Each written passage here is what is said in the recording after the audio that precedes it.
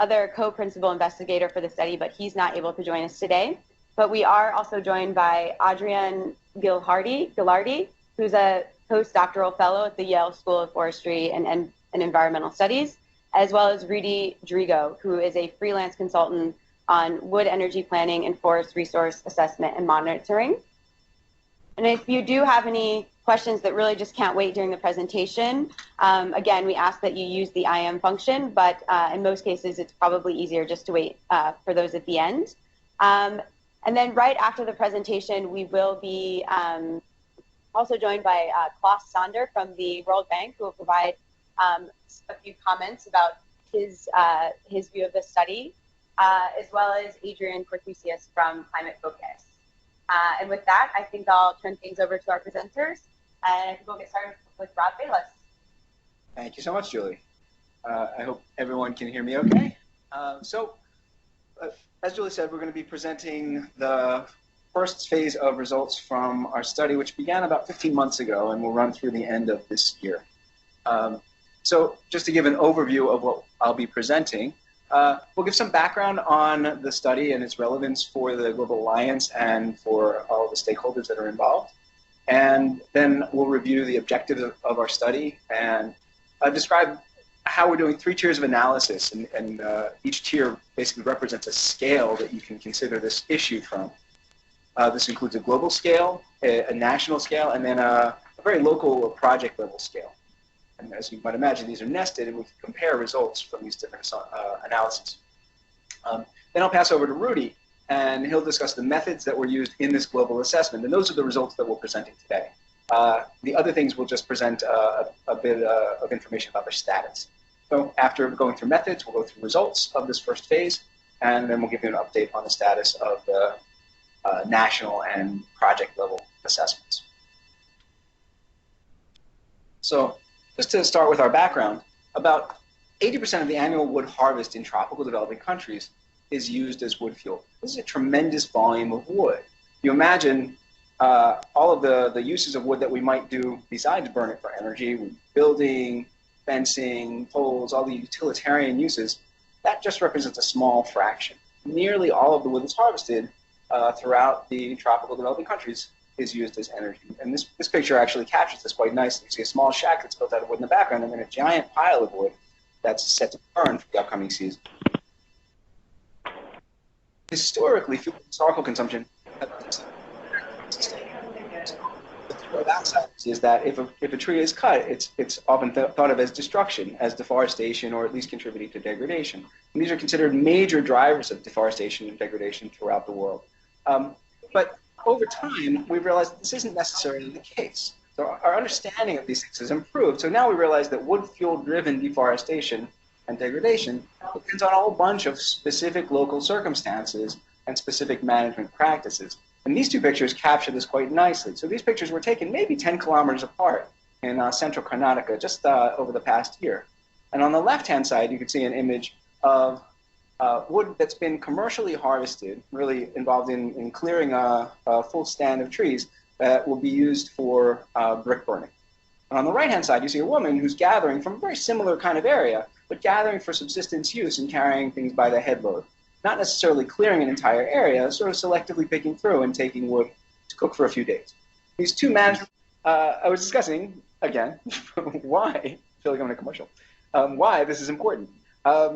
And stepping away from the Global Alliance for a minute and just thinking about this as a researcher and environmental manager, this is important because in countries that rely heavily on wood fuel, this represents the demand for wood fuel and its supply represents a fundamental relationship between people and their landscape that we still don't really understand very well. We have a lot of misconceptions about this. We're really thankful that the Global Alliance made this funding available to us so that we can dig into this in a really systematic, rigorous way and make, with good global databases and uniform sets of assumptions, we can examine this issue all around the world and get a better sense for where it really is a problem and where it's not. But I also mentioned, although I'm not sure if I was heard, that this is not a static relationship. So even understanding it at one point in time doesn't give you the full picture. This will change as a result of various pressures on the landscape, pressures that are unrelated perhaps to wood energy demand, like expansion of agriculture or expansion of grazing lands or urbanization. And these are the sorts of things that we're trying to also build in to our analysis. And then specifically for many global alliance stakeholders, this idea of non-renewability is a key component of stove project finance in the form of carbon offsets. Carbon offsets, which have become a major source of stove project finance. Roughly $60 million were traded in stove-based offsets in 2012. The idea of non-renewability is the fundamental component, the fundamental determinant of the value of carbon offsets generated from stove projects. And as you can see from the graph in the upper right, even while the carbon market itself is not doing very well, stove projects, which are that little dot on the far right in the middle of the gray bar, they're trading at about twice to 3 times the value of standard carbon offsets. So this is very valuable stuff and really essential. And getting it right, getting a good, confident understanding of how to determine this factor of non-renewability is essential to this market going forward. This is where things have gone a little bit, gotten a little bit problematic, I'd say. With a team of students from my research lab back at the university, we've been reviewing all of the stove projects that have been put into the project pipeline, both voluntary and UN or compliance-based markets. And we found across the board, the estimates of this non-renewability factor are very high. They average about 80 to 90% non-renewability. That means 8 out of 10 units of wood fuel that are harvested non-renewably under these assumptions. We find that these assumptions are just a little bit off base in most areas. So our findings on a global level is that the fraction of non-renewable biomass, that's that initials fNRB up at the top, ranges, depending on your specific assumptions, between 27 and 34% worldwide. Now, we've defined somewhat arbitrarily, we've defined hotspots where this fraction exceeds 50%. And there are several regional hotspots that my colleague, Rudy, will describe when he describes the results in more detail. But we find that fractions above 80% are very, very rare, using what we think are pretty basic and justifiable assumptions. Only 7 subnational units worldwide. By subnational units, we mean provinces or states or whatever they're called, departments in all around the world. Only 7 subnational units worldwide have a fraction non-renewable biomass removal that exceeds 80%. So that's very, very rare. It's a very extreme kind of situation. And we don't think it's justified in most cases. All right, so we'll get into those details in a few minutes. So just to give you an overview of our entire project, we have 3 main objectives. The first was to develop a spatially explicit global data set of wood fuel demand, supply, and non-renewable biomass use, and then, of course, a fraction. It's easy to determine once you get those other factors. All around the world in the so-called developing tropics. It's 90 countries and nearly 1,500 subnational units that are shown here on this map. Then we're also proposing, and that's our Tier 1 study, and that's what we're reporting on the results of today. We're also carrying out a series of national or subnational analyses in selected high-risk areas in each of the continents in the developing tropics, Africa, Asia, and Latin America, where we'll do a similar analysis, but be able to use assumptions that are crafted to be more suitable for that specific unit rather than a global set of assumptions.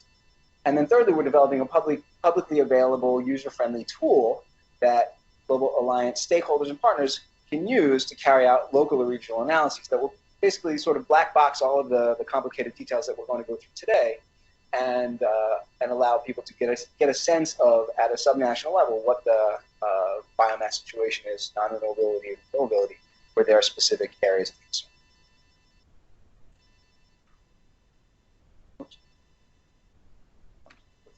So just to give a little bit more detail, and then I'll pass off to Rudy.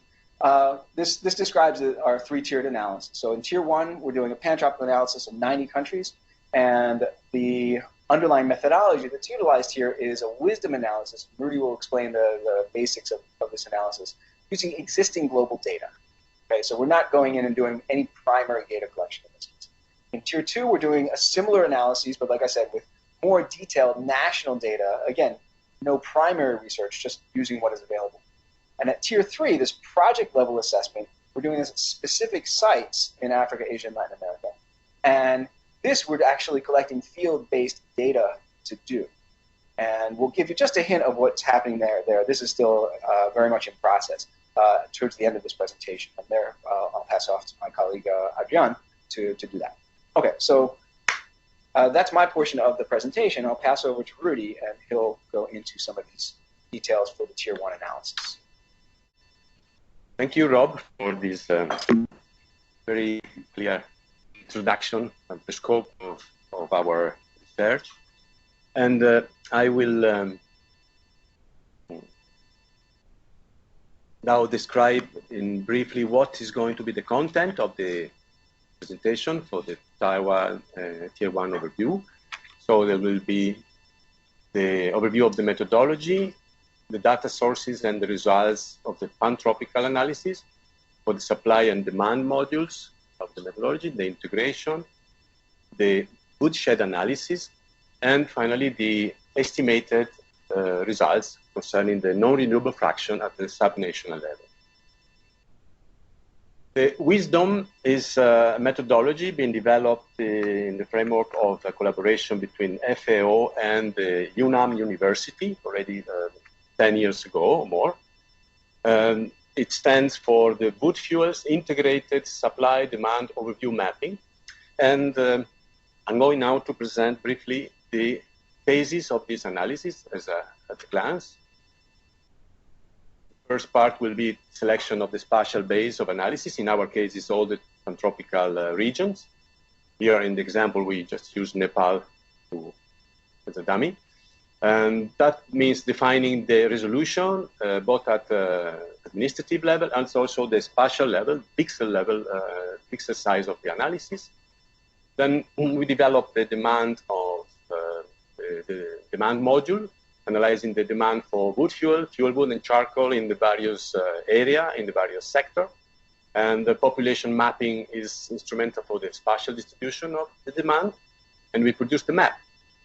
And then we develop the supply module, starting from the land use, land cover information on the stock, and on the productivity of biomass from whatever sources are available, and accessibility, either legal or physical, of such resources.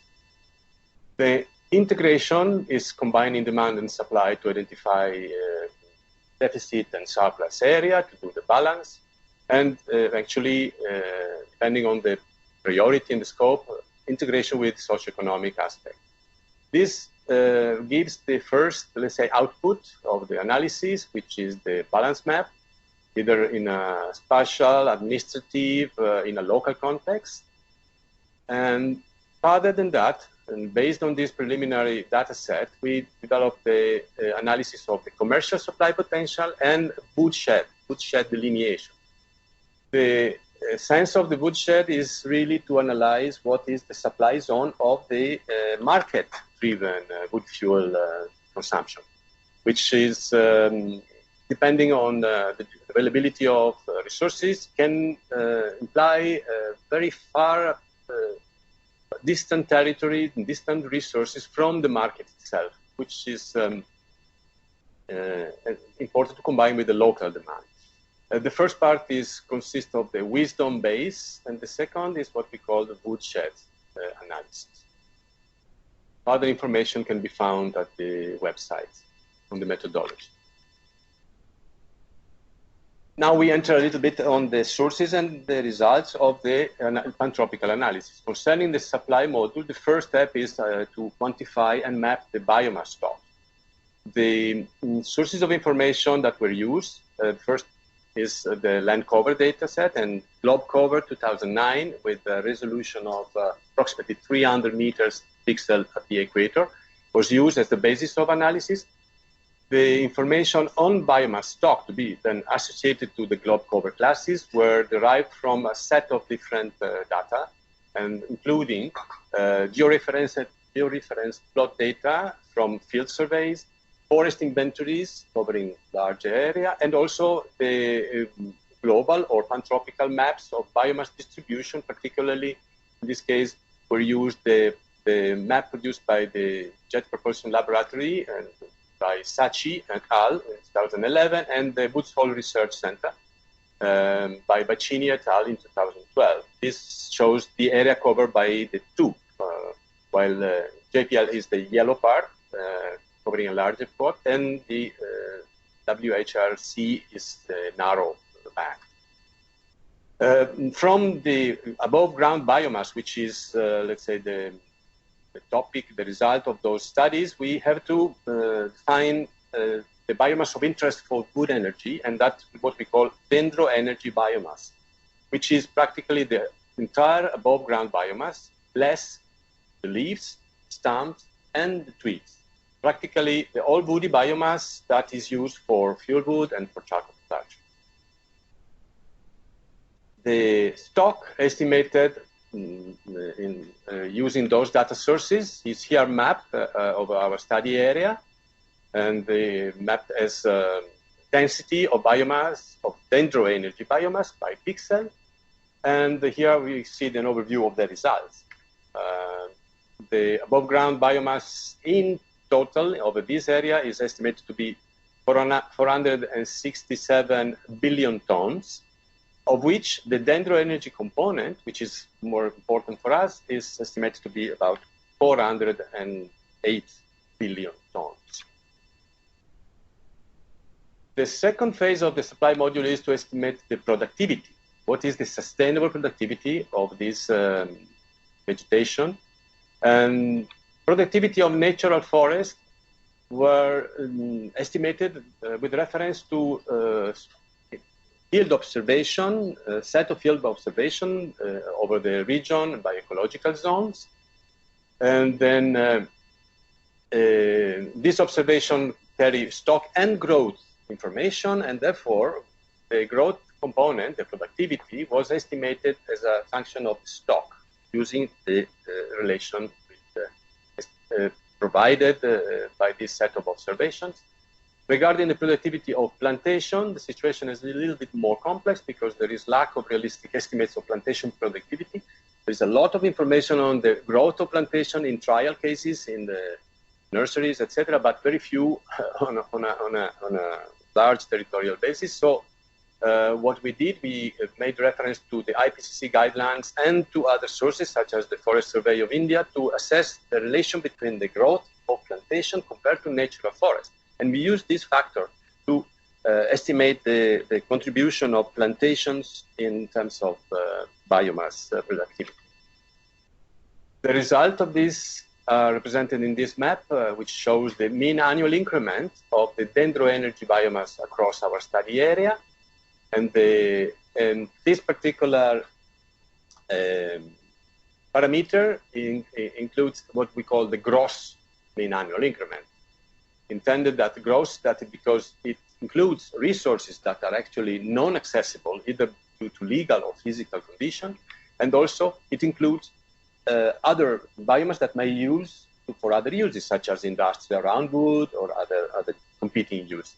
So it is still crude and gross data set.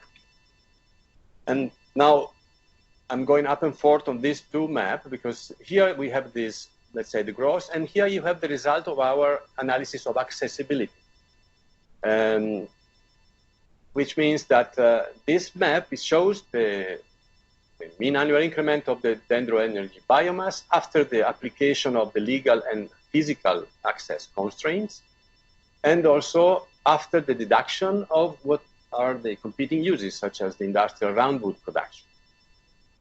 This is the, let's say, the resource that is accessible and potentially available for energy use.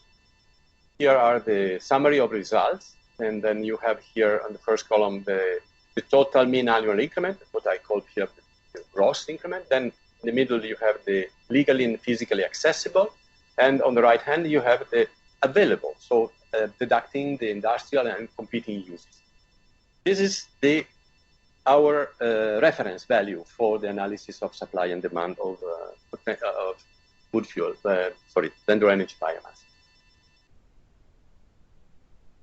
The demand module, skipping the many phases of analysis, obviously, but we might come back if needed. The demand module is based on the population distribution, and we use that the gridded population maps published that are publicly available. This is a scale of about 900 meters on the equator, so it's a coarsest resolution than the supply analysis. Then we use the global administrative unit layers and the international databases of forestry and energy statistics. Particularly, the databases which were consulted are the TAUStat, that provides consumption of various wood items, wood assortment, including charcoal and fuel wood. The International Energy Agency, that is not systematically covering all countries, but is contributing in many countries with data. The UN energy statistics that are, let's say, a second global data set. The WHO database on household fuel choice, and in addition to that, national level, wherever available, national level data sources. These were done in per country where known studies, published studies of good quality could be used as a reference, still at national level estimates. And also for the bigger country like Mexico, Brazil, India, China, and in Indonesia, we have gone at sub-national level in the estimation of the consumption of woody biomass. The result of this is here. Here we have consumption per pixel, or in terms of wood equivalent.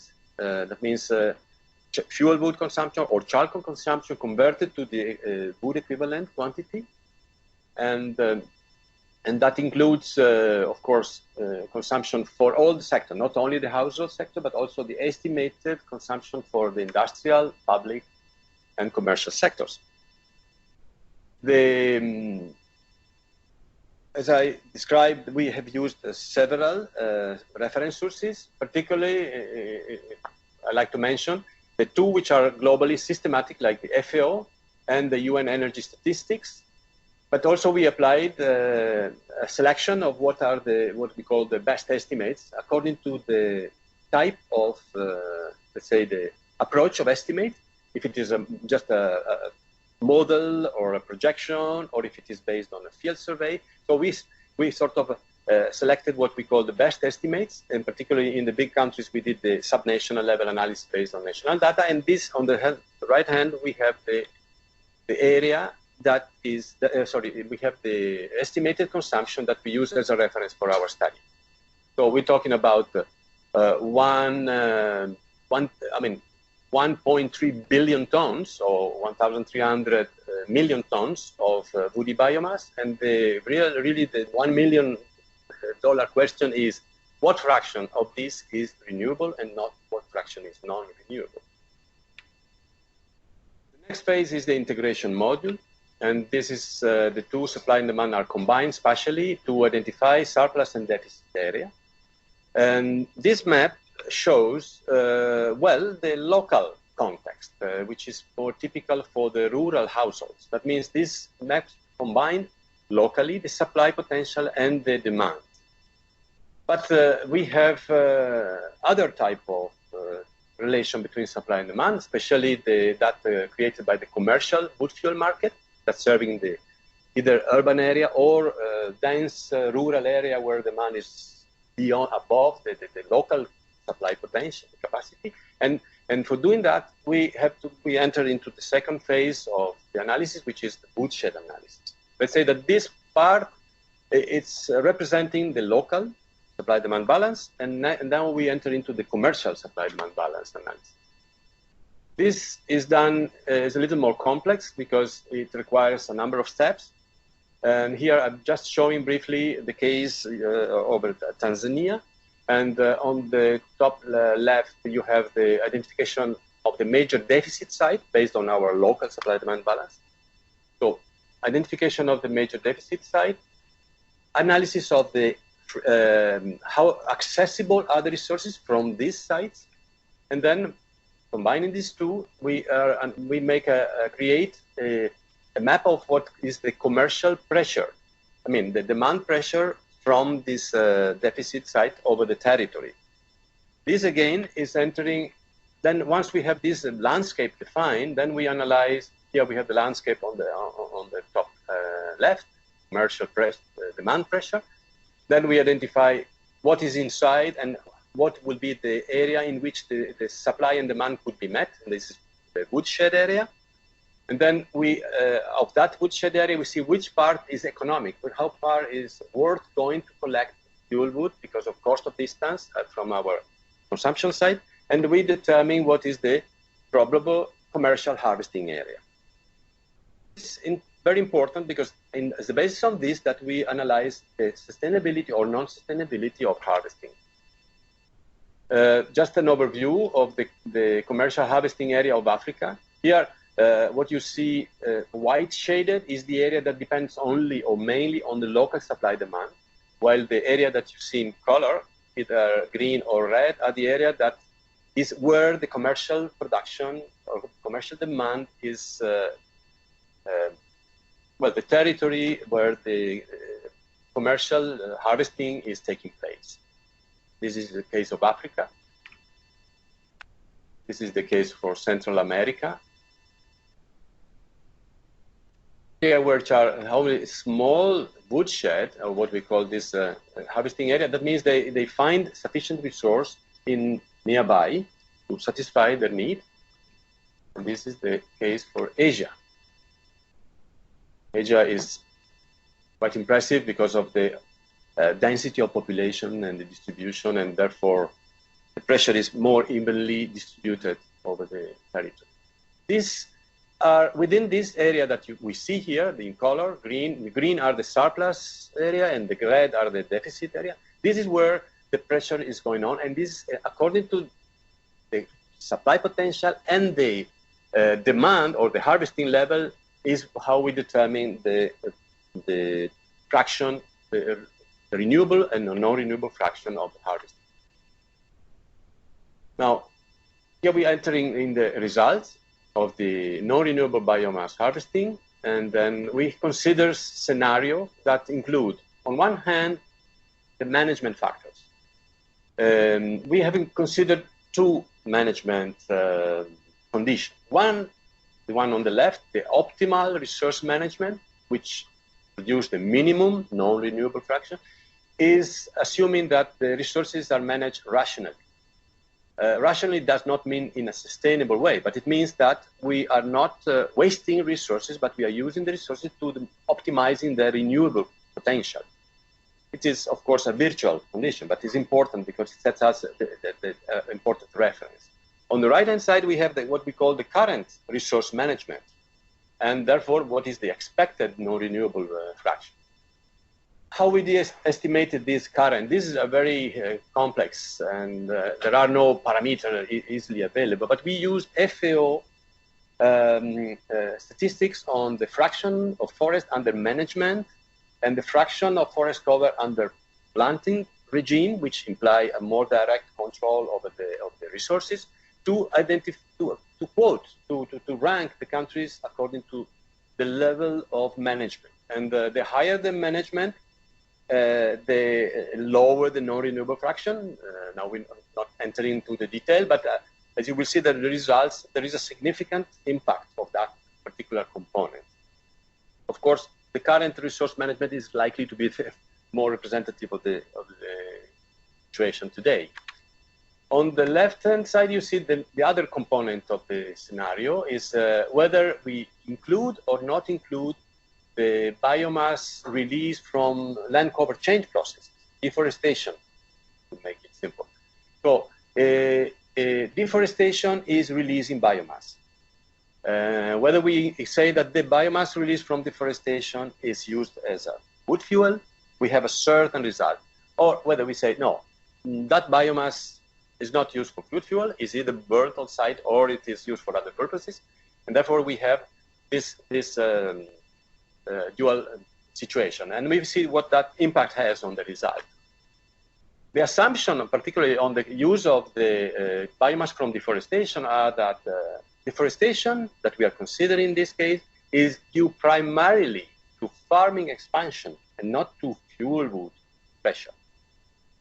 Of course, this could open up a very large discussion, of course, but our experience is that land conversion for farming and agriculture are we consider that as the most common cause of deforestation.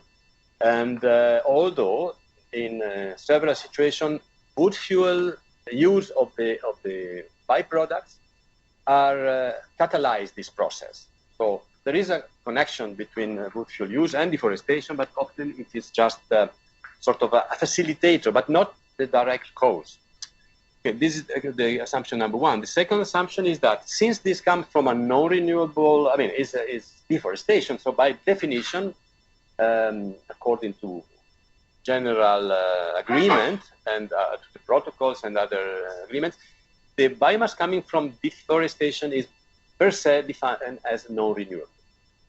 This also can be discussion quite a bit because it is non-renewable, but it is replacing other biomass, and therefore it might be considered sort of a more unnatural. But this is, we might, anyway, with this assumption, we have estimated that if we consider that optimal resource management and we do not consider the contribution of deforestation, then the non-renewable fraction globally over entire for our tropical region range between 13 and 17%, or 180 and 225 million tons.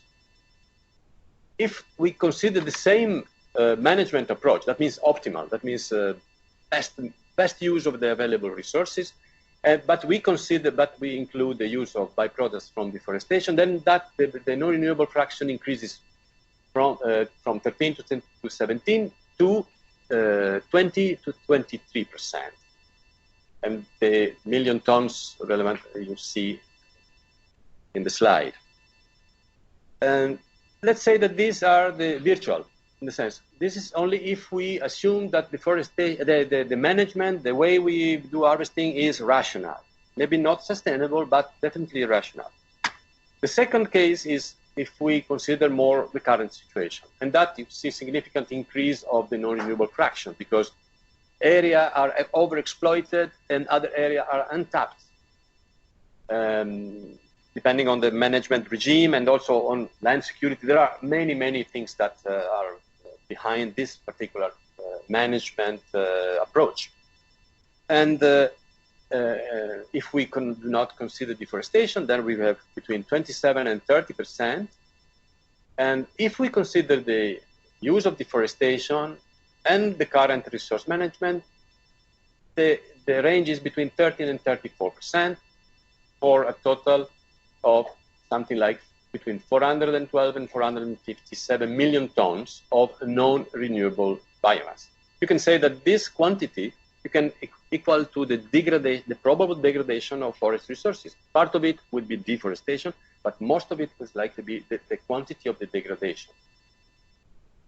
And this is really what I think could be the more realistic among the various scenario options. Here we see the distribution of this amount. Here is again, we are assuming the minimum non-renewable biomass. That means through optimal resource management. On top, we have without the consideration of the deforestation byproducts, and the bottom is with deforestation byproducts. You see the difference is that with the inclusion of deforestation byproducts, since any amount of deforestation byproducts used is considered non-renewable, we have a darker area. We have a higher fraction of non-renewable biomass, but still relatively moderate because we are assuming a very optimal management. Now we see what is the case with the current resource management practices. Everything is darker, so the higher fraction of non-renewable biomass. This is again without, and this is with deforestation byproducts. Probably the bottom image is the more realistic because I should explain that deforestation that we consider to be used is only that falls within the woodshed zone. I mean, we are not including the deforestation occurring in the area which are remote, like in the in the Amazon, where there is deforestation, but not necessarily a demand associated for fuel. The area, the priority area of where the non-renewable fraction appear to be very high, you can see them from the map. There's the dark spots, among them those that are highlighted here. Definitely the Ethiopia, Sudan, Uganda, Kenya group is very critical area. But important thing to highlight is that how local are these characters. It's not, a country is not all over the country, it's not evenly. And I think the spatial analysis here contributes a lot to identify the priority zones for intervention, for projects, and for further investigation. Now, just a brief touch on the relation between the non-renewable fraction, the people distribution, and what could be the target for GAC. Here we have, in this graph, we show the distribution of the rural population. I mean, population that depends on the resources locally available, mostly informally harvested. So it's really the most vulnerable people in respect of availability of woody biomass for subsistence energy. And the colors they indicate in which context these people are live.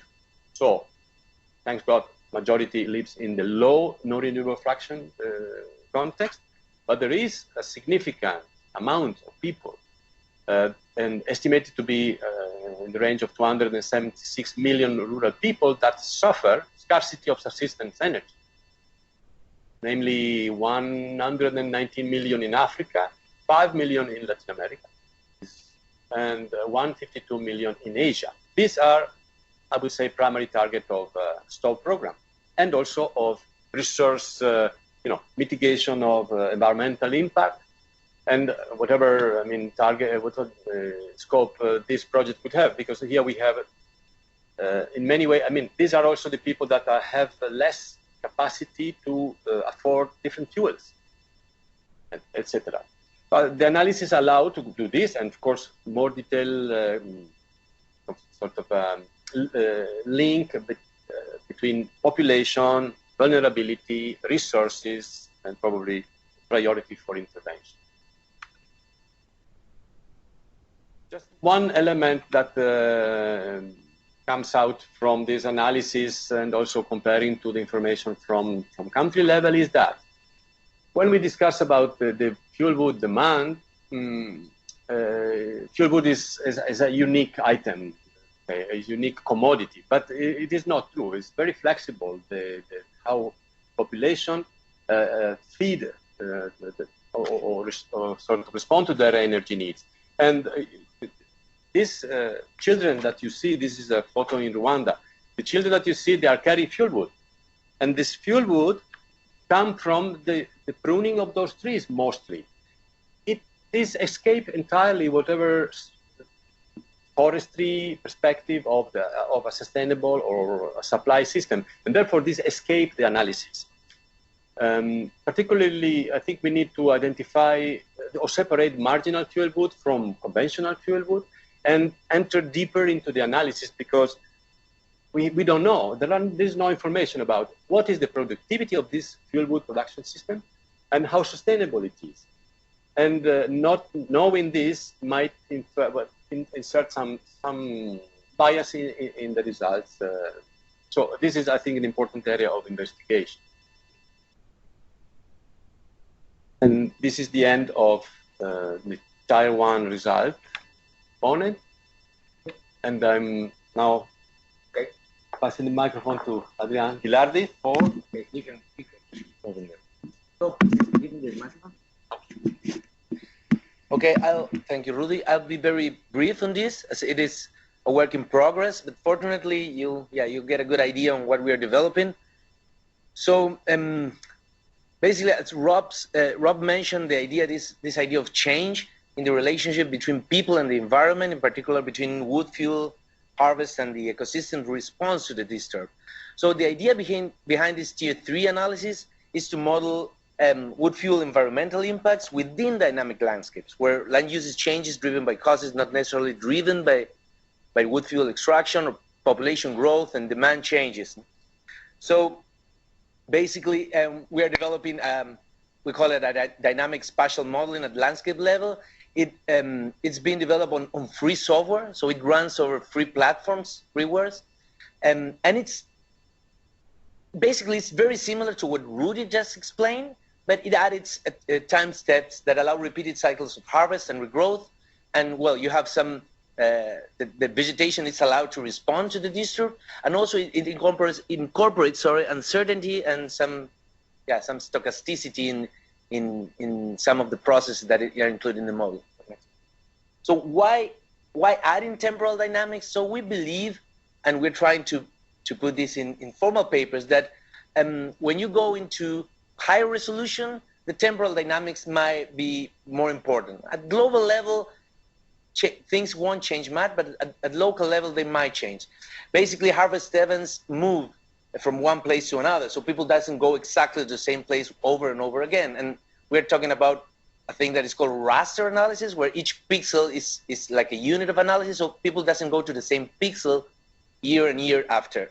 So allowing the model to go some days or some years or some months to one place and then change, and allowing the vegetation to respond, give you a different sense of what might be happening. The bottom line of this is to mimic how people go for fieldwood, walk through the landscape, and get back with the fieldwood and the vegetation growth again in the next year or in the next iteration process, as we call it.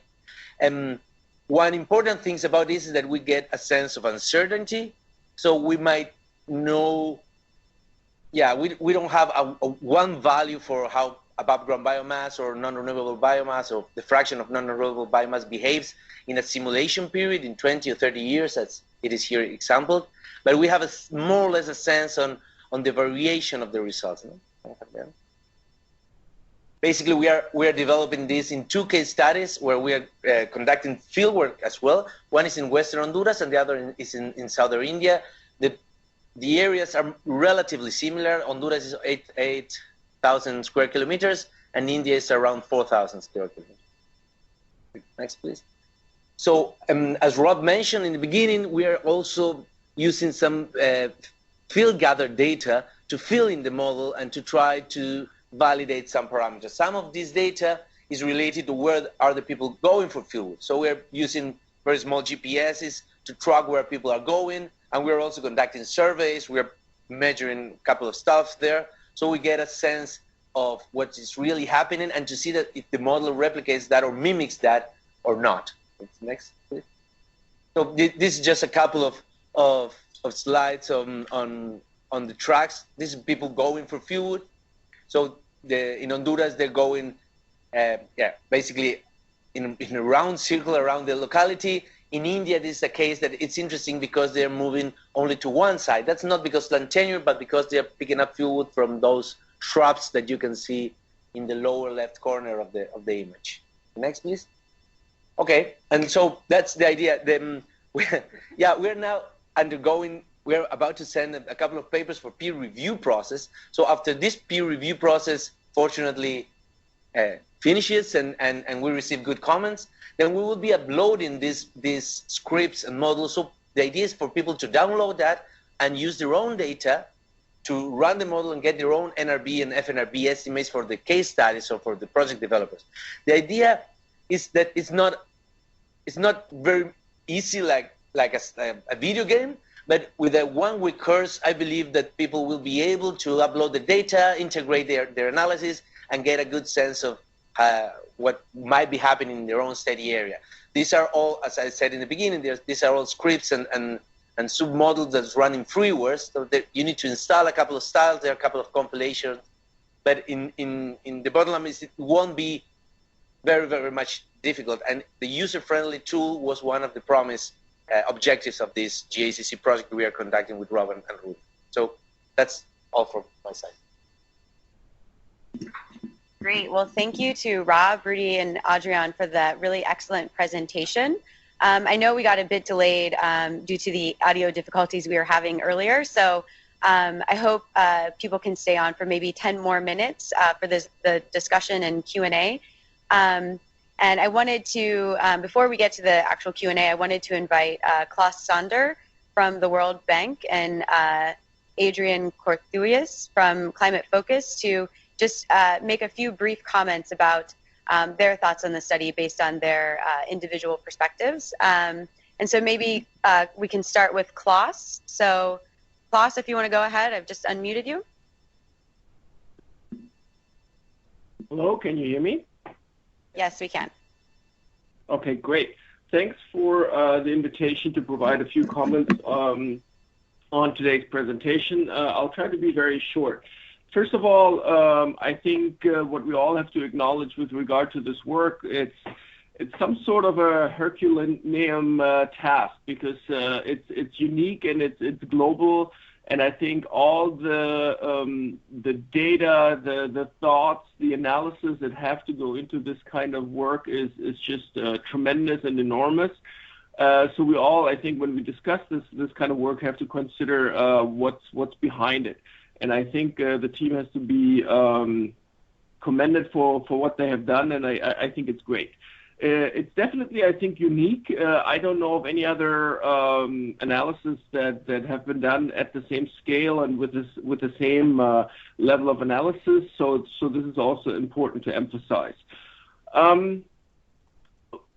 discussed by the presenters, I think one of the key constraints of this whole exercise is not so much the technical aspects of the analysis, but it's the data that is available. And the data, given that it's such a multidimensional analysis, it's data on all kinds of ends and fronts of this analysis. It starts with the forest data, the biomass data. It includes also the resolution of the images used.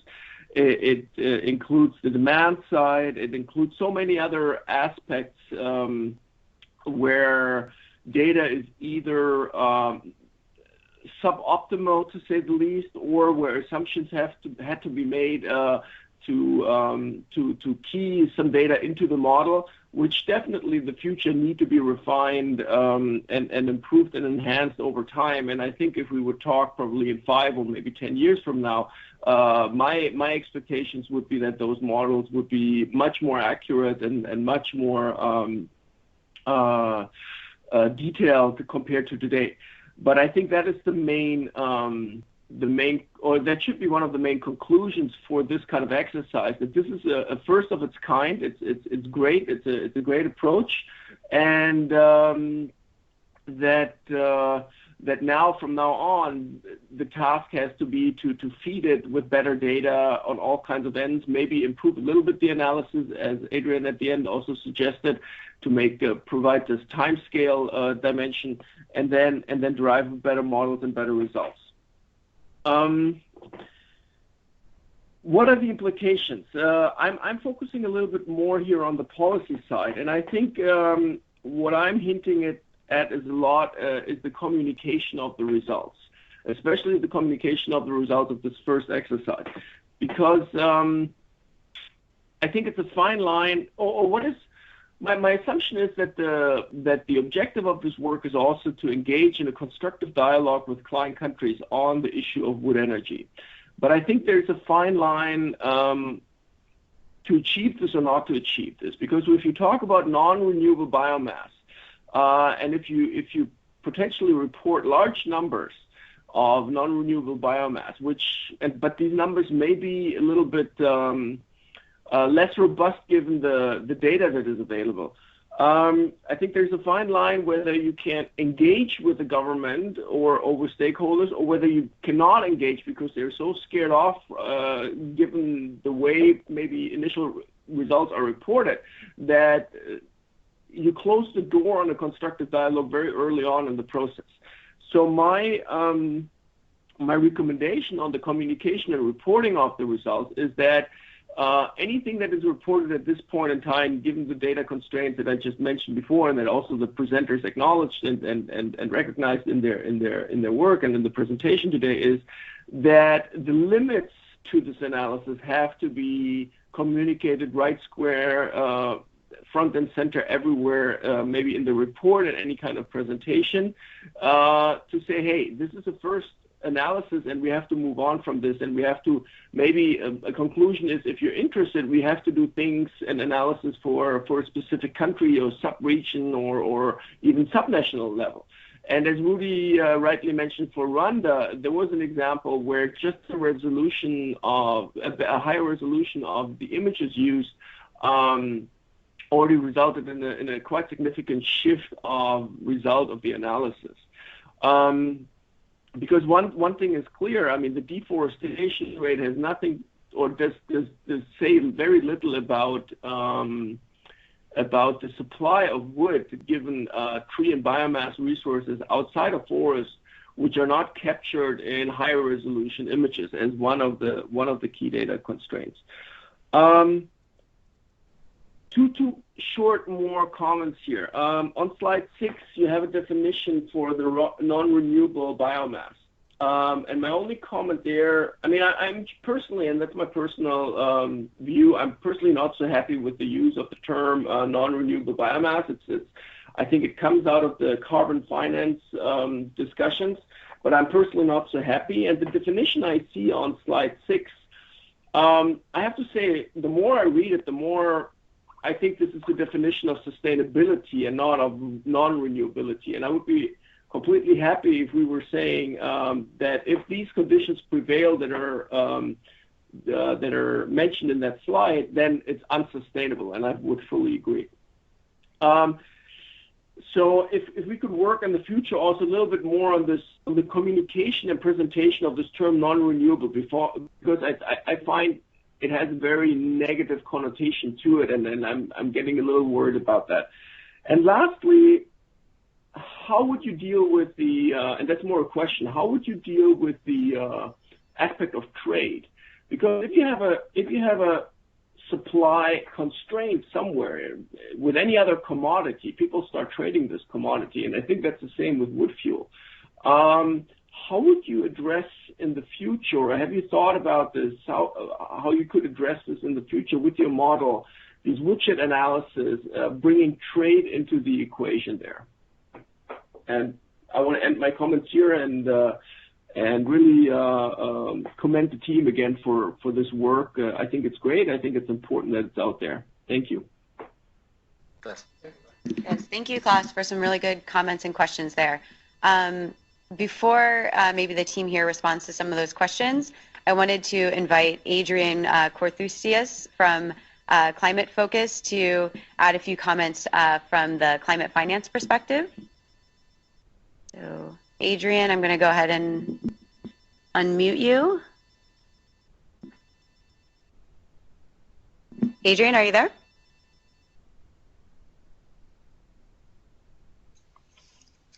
I think I'm unmuted now.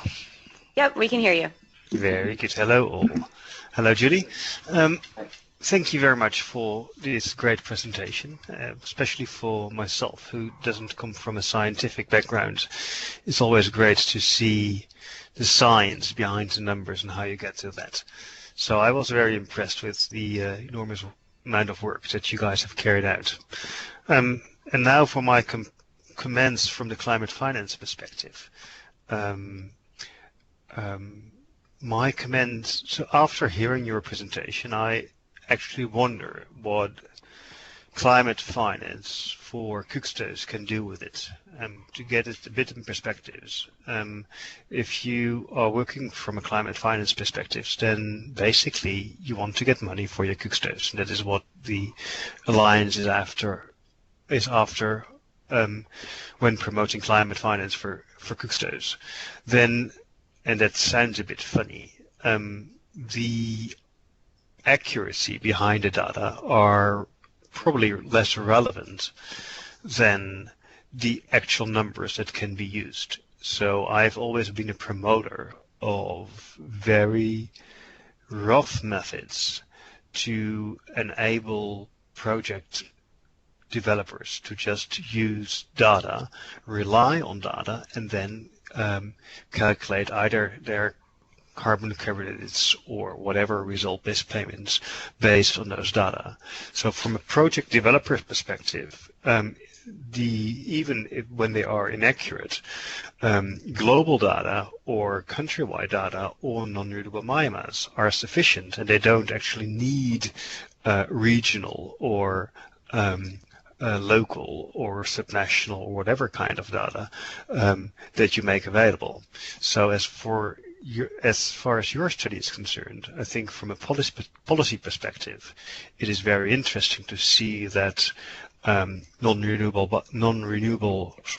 non-renewable character of woody biofuel varies per country and varies per region and varies per province. But I would not encourage that these data are used or are used or are being obliged to be used for promoting carbon programs for cookstoves, because that will provide a lot more effort to project developers in a world where it is already quite difficult to monetize on carbon credits. So yeah, that is my main thought. So on the one hand, I'm very pleased to see that well, there is science behind numbers. Talking from the perspective of climate finance, I see limited application only, and I would continue supporting just plain numbers for people who are in the field without the need to go into detail or rely on this. Then on the actual value of the numbers that you've come across. On average, you see numbers of, say, under 50%, and in some places, only in some places, over 80%, which is probably good news for the world, which is probably bad news for the majority of cookstove programs in the world, because they rely on actual high numbers of non-renewable biomass, because that directly relates to the carbon payments that they receive. In that sense, the Alliance might wonder what to do with the results of this study, because implementing the very results, so the numbers of this study into the increasing number of carbon projects for cookstoves would probably mean that we cut their income by 75% or more when we would rely on the studies, on the results of this study. And I don't think that is something that we would like to promote, would we? So far, my comments. Great. Well, thank you so much, Adrian. And I think Sumi is standing ready to reply to some of your comments. I also wanted to invite people, if they'd like to submit questions via that IM function, to do so now, so we can start compiling those so our presenters can answer them. But maybe Sumi, will start with you as sort of response to the comments. Sorry, I do want to hand it over to our presenters to respond, but I was just wondering if you wouldn't mind, Adrian, for those of you, some other people on the phone may not be so familiar with the intricacies of carbon finance, and I was wondering if perhaps you could let people know kind of in general what the kind of default value or what estimates are being used for fNRB in ongoing existing carbon finance projects, so just so that they have an idea of, you know, when you're talking about the implications, what exactly would be involved. Okay. So I'm still unmuted? Yes, we can hear you. Very good. So in least developed countries, the UNFCCC has been so kind to compile a list with factors, and I have no clue where they get it from, but the average number is well over 90%, which from a project developer perspective is very nice, because it gives you high numbers per cookstove, a high number of carbon credits. So again, the main source of the NRB factors that are being out there right now is the list compiled by the UNFCCC. For the non-LDC countries, such as Kenya and Ghana, individual project developers have compiled their own NRB factors, and the methodology they apply there is mostly dig into existing research, which can be FAO studies or available local research, and then, well, basically what the project developers do is try to pick the highest number they come across and present it to the validator as a valid estimate, which is then often accepted. Well, should we take some more questions, or should we respond to? We'll wait for questions to come Okay. in. Okay. So yeah, this is a sort of fundamental tension that we have going into this research. This is Rob replying, by the way.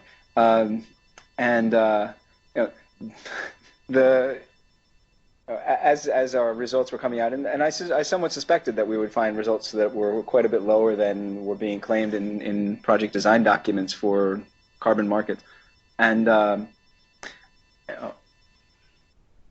so, as a big proponent of cookstove interventions and finding whatever finance is available and whatever the participants or stakeholders are willing to pay into these projects, I was always somewhat concerned that we would find results that actually didn't boost the market, but possibly led to less justification for finance. And indeed, that's what we're finding in most places. So while we certainly don't want this activity to be constrained by the results of our analysis, we also don't want to be overstating the benefits of these activities in the sense that giving people the impression that we can actually have a dramatic impact on deforestation when in fact we might not be able to. In fact, I mean, that's what happened when the first wave of household energy interventions happened back in the 1970s and early 1980s. It was to address this kind of perceived crisis, right, of fuel wood scarcity and deforestation, and interest soon was lost in these kinds of interventions because it was demonstrated that you can't actually address deforestation in many cases by reducing wood fuel demand. And there were other issues as well back in those days. One of the other objectives of this project is not to increase the burden on project developers, but rather to make available a systematic database that says, okay, in this district, in this country, we find that fNRB is very likely within this range of possibilities, and depending on your assumptions, which we made very transparent, depending on our assumptions, you might be at a slightly higher end or slightly lower end, and whatever the I guess gatekeepers of carbon finance decide is a more justified set of assumptions that would determine whether we should be on the higher end or the lower end, perhaps. Carbon markets tend to, at least when they were first conceived, tend to be conservative, right? So erring on the side of fewer emissions reductions per unit of activity. But I found actually, while that is the case in some components, like making assumptions about leakage or making assumptions about permanence. In fact, with this particular parameter, a lot of the erring is actually on the side of not so conservative. So honestly, I'm not sure how this work will be received in either in the UNFCCC or the CDM Executive Board if it gets to them, or in the gatekeepers of the voluntary markets. And I'd be happy to be part of a conversation that tries to maybe harmonize our assumptions in a better way. But yeah, we find that a lot of projects are probably overstating their benefits, and whether or not the market can respond or not care, well, that's okay. We're not participants in the market. We're simply trying to inform society's understanding of what the impacts of these projects are. Rudy, do you want to add anything, or yeah? I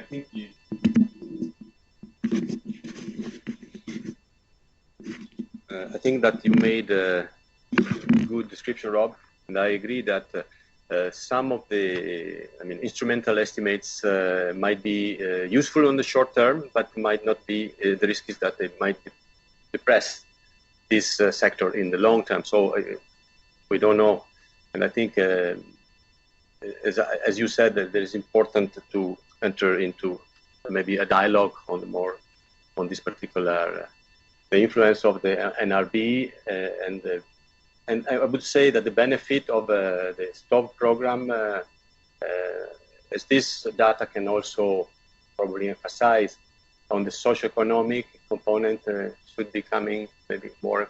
I think it should be an important result more than simply the NRB estimates, the fNRB, and I agree also with Clark's definition that is not a nice way of calling.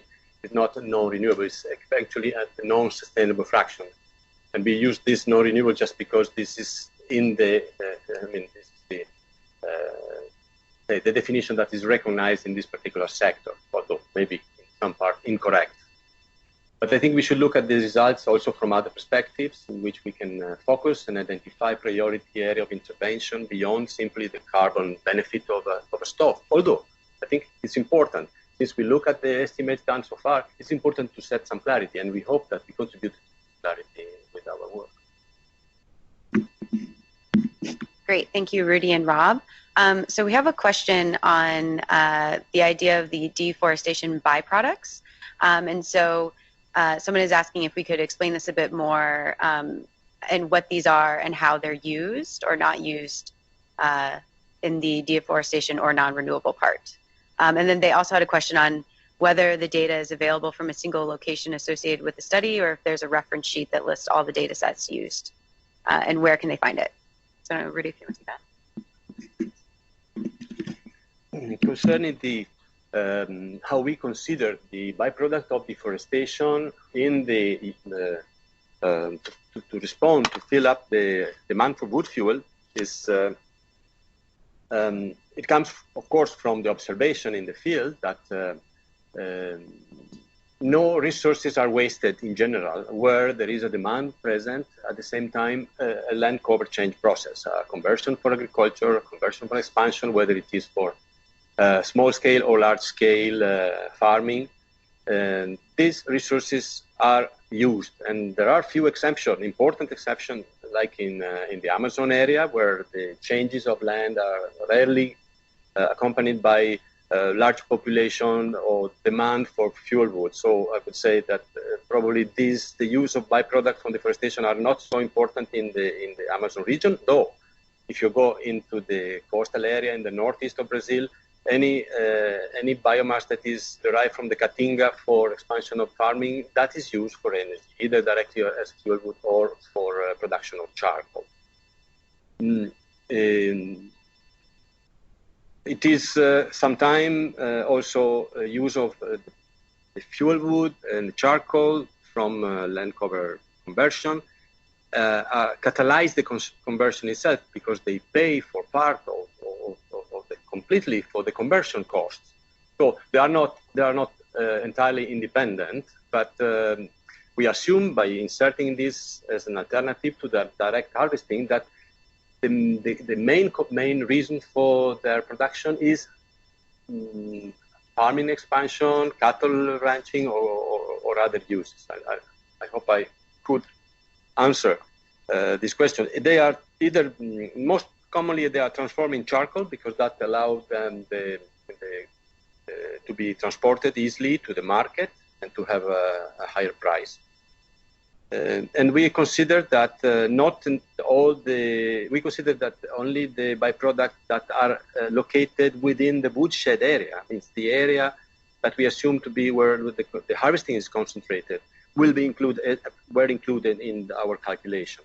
And not the whole lot of the, let's say, the stock, the cut trees are used for energy, but we estimated 70%, since considering that about 30%, is a very rough estimate, are used as timber or as construction material. There's a question about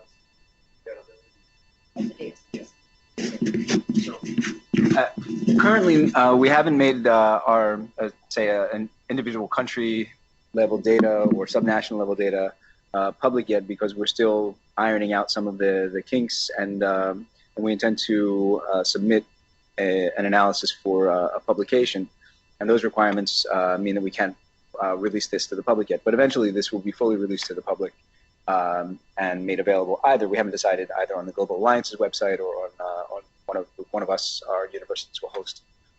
So yes, eventually things will be made completely available. If you do have questions about a specific country, we're happy to discuss this on a case-by-case basis. But again, we've gone through one round of peer review through the Global Alliance, but we'd still like a little bit more validation before we make this stuff completely public. Did you have any other comments that you wanted to make, maybe in response to some of the issues that Klaus raised? Adrian? Klaus asked, well, I believe it's for Rudy at the global level, but Klaus asked this question on how markets are included. Do you want to add that? Oh, trade, yeah. Trade, exactly. At the global level, trade was just considering as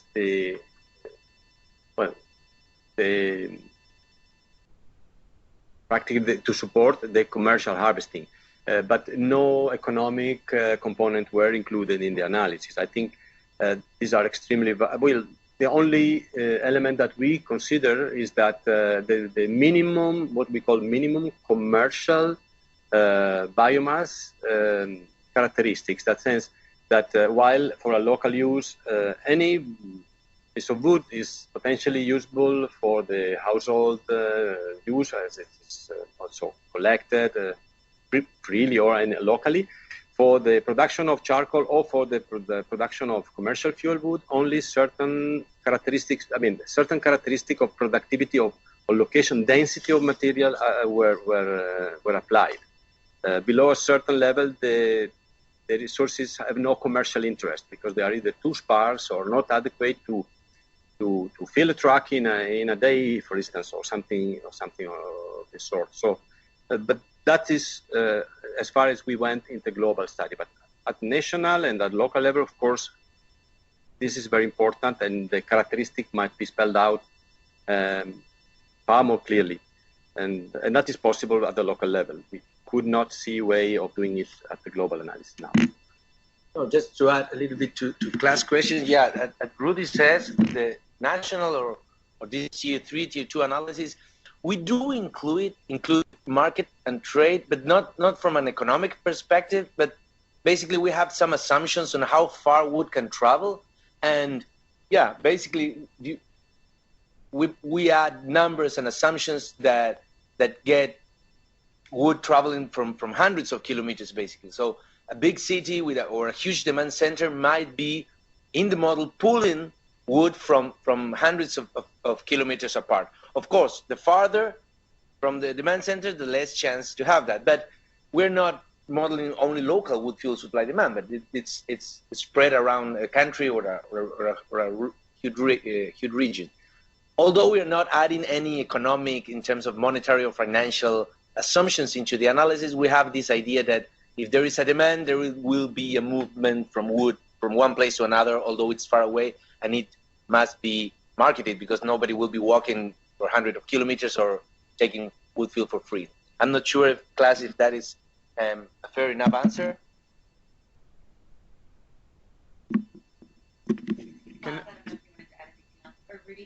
Sure. That's a fair enough answer. I was just also, and I think, I was also thinking more, maybe that in the future, depending on which direction the whole wood energy sector will turn to, and from latest reports, the assumption is that it will become actually more important. With more importance, it may become more commercialized. With more commercialization, maybe trade will become more informal, and then also potentially over longer distances in various products that would be interesting then to have those kind of considerations in supply and demand modeling.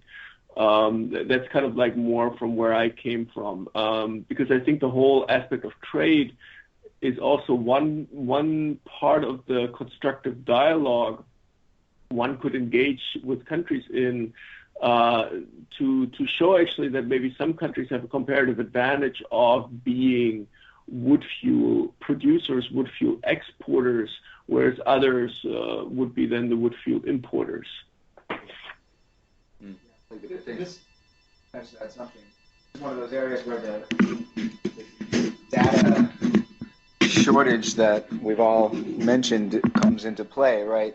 You know, we hear about some anecdotal evidence of speaking about international trade at this point, about transboundary exchange of wood fuels, like across the border between Haiti and Dominican Republic, for example. But there is no hard data on this anywhere. You hear about some transfer of charcoal from the Horn of Africa region, Somalia and Kenya, to Yemen, for example. But it's so anecdotal. So to do this at a global level of a global assessment, we need much firmer data to start being able to build this in a way that has any kind of believability, I think.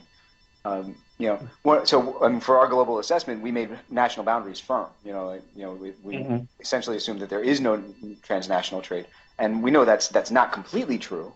But again, we would have to go through things on a case-by-case basis and deal with a lot of anecdotal information in order to incorporate it. But you have a point. As time goes on, I think it's going to increase in importance. Now you see transfer of biomass from West Africa to Europe because of filling renewable energy mandates and co-firing of biomass in coal-fired power plants and things like that. This will become, I think, more and more relevant. Yep, that's basically along the lines I was thinking, Rob. Sure. Great. Any last comments from any of our presenters? Rudy? One last just comment or reply to your comment regarding Rwanda.